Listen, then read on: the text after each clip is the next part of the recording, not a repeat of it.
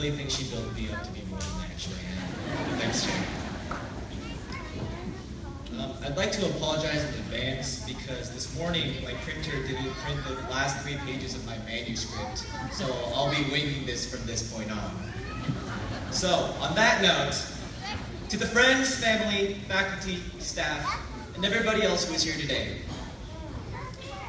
I'd like to begin by saying thank you.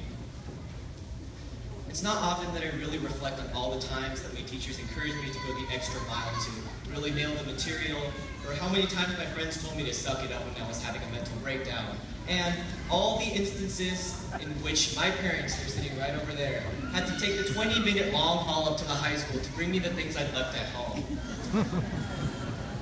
But I wouldn't be here without all of those and more. So at this time, I'd like to extend a very genuine and enthusiastic thank you to everybody here. When I rehearsed this speech in my mind this morning, this is the part where you all started clapping.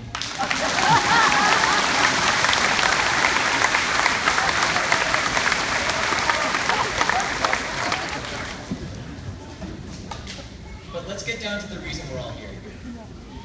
The graduating class of 2016. When I first started writing my graduation speech to prepare for the auditions, I faced the struggle that every speaker does when facing a graduation speech. And that's the challenge of not filling your speech with ridiculous and generic cliches. As I struggled to come up with a topic that 90% of the graduation videos on YouTube didn't already cover, I thought back to middle school when I tried auditioning to give a speech at the 8th grade graduation ceremony. Quick note, I had no idea what I was talking about back then.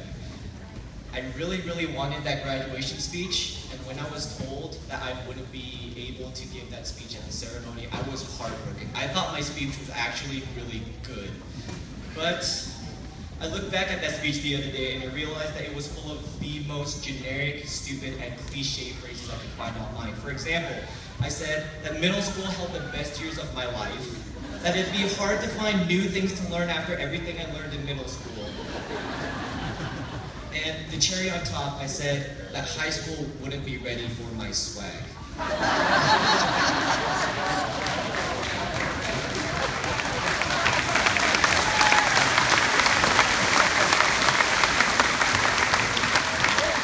In retrospect, if my mind was a library filled with all the books of all my memories, I'd make sure that there'd be a 3-year period of books from my library and that those books would go to be firewood or kindling, or I might even donate it to the Kardashians for educational purposes.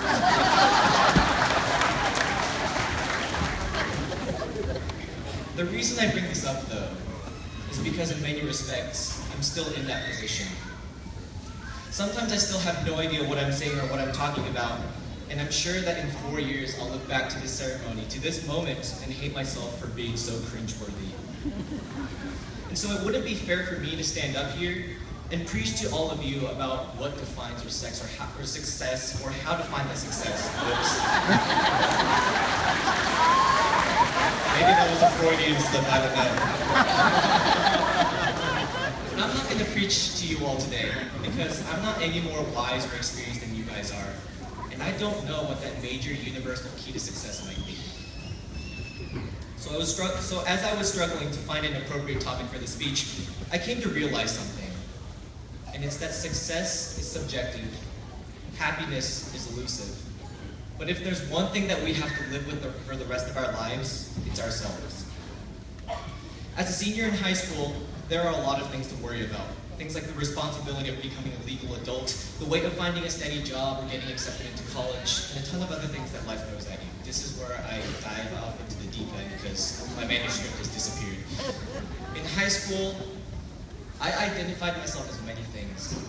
I'm a student, I'm a debater, I'm a journalist, and I'm a follower of Christ. But through all that, too many times I forgot to ask myself,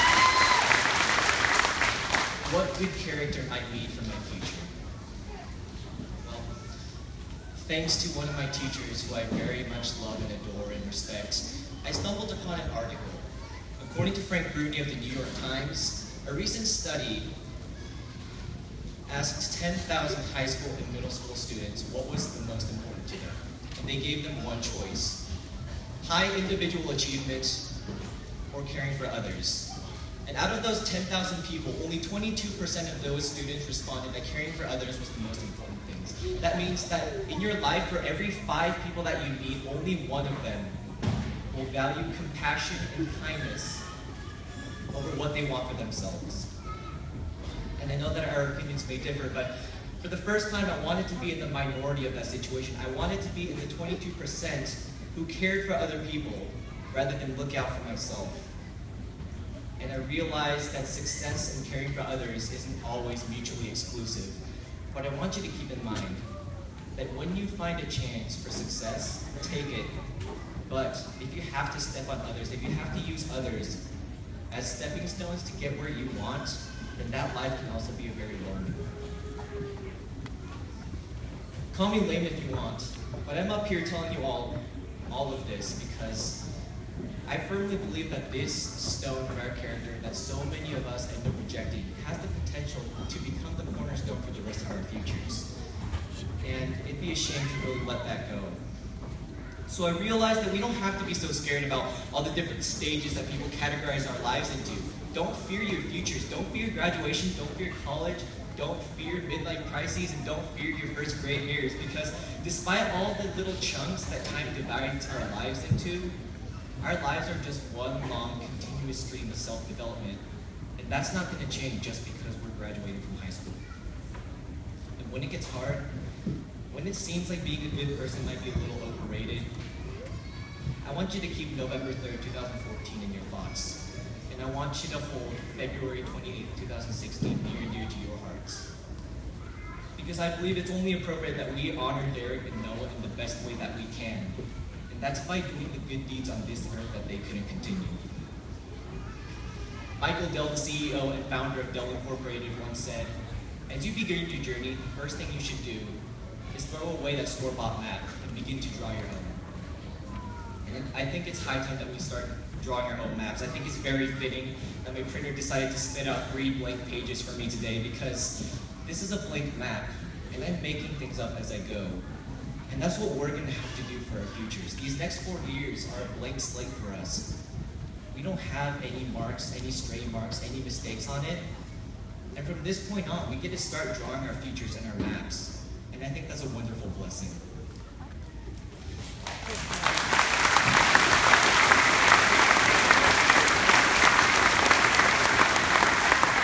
All of our lives so far, we've been cooped up in the figurative backyards of who we are, and it's high time that we start branching out.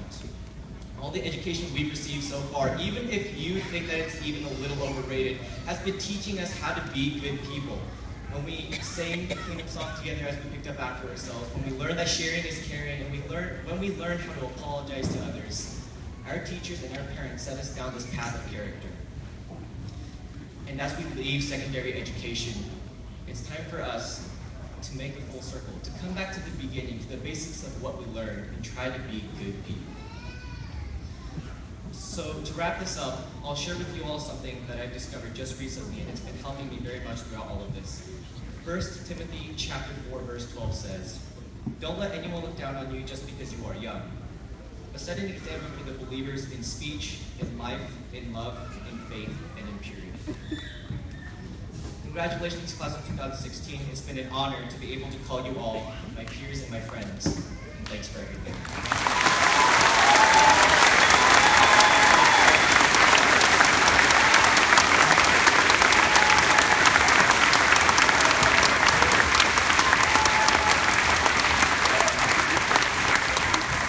I'm sorry, I know I've been up here for a while, but at this time I'd like to make a brief addendum to my speech.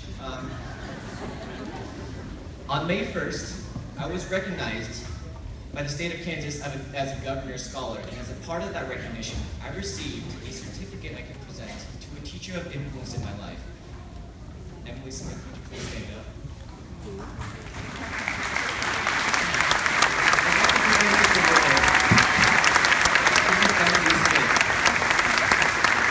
Someone who I've looked up to, and someone who I've learned so much from over these past 4 years. So